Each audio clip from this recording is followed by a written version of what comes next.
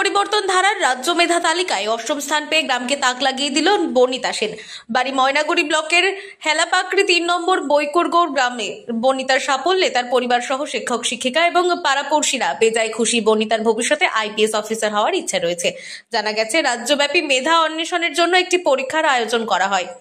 রাজ্যের বিভিন্ন সরকারি এবং বেসরকারি শিক্ষা প্রতিষ্ঠান থেকে হাজার হাজার ছাত্রছাত্রী সেই পরীক্ষায় অংশগ্রহণ করে। অনলাইন মাধ্যমে পরীক্ষার ফলাফল প্রকাশিত হয়। সেখানে ধীমান ১০০-র মধ্যে ৯৩ নাম্বার পেয়ে রাজ্যে অষ্টম স্থান অধিকার করে। জানা গেছে, বর্ণিতা ময়নাগুড়ি এক গ্রাম থেকে পড়াশোনা করেছে। তার বাবা নিজস্ব দোকানে সারাদিন থাকেন। তিনি এমন একটি পরিবারের মেধা পরীক্ষায় রাজ্য সেরা হয়ে গ্রামের নজির গড়েছে বর্ণিতা।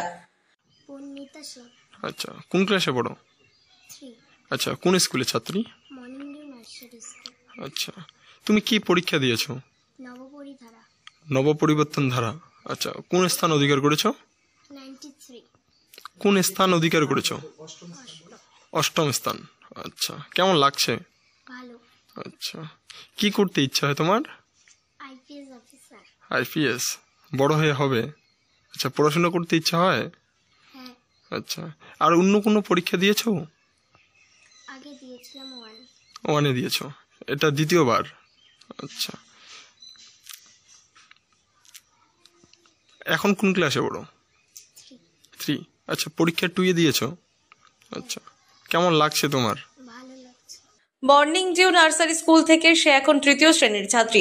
বিদ্যালয়ের শিক্ষক শিক্ষিকারা জানান, বর্ণিতা বরাবর ভালো ফলাফল করে। আর মেয়ে কোন পরীক্ষা দিয়েছে আর কত নম্বর স্থান? আচ্ছা, কত নম্বর স্থান? আচ্ছা, 93 স্থান রাজ্যে অষ্টম স্থান। আচ্ছা, কেমন লাগছে আপনাদের? খুব ভালো। আচ্ছা, এত সুন্দর রেজাল্ট করছে। আচ্ছা, পরবর্তীতে আরো যদি ভালো করে ওই চেষ্টাই করবো।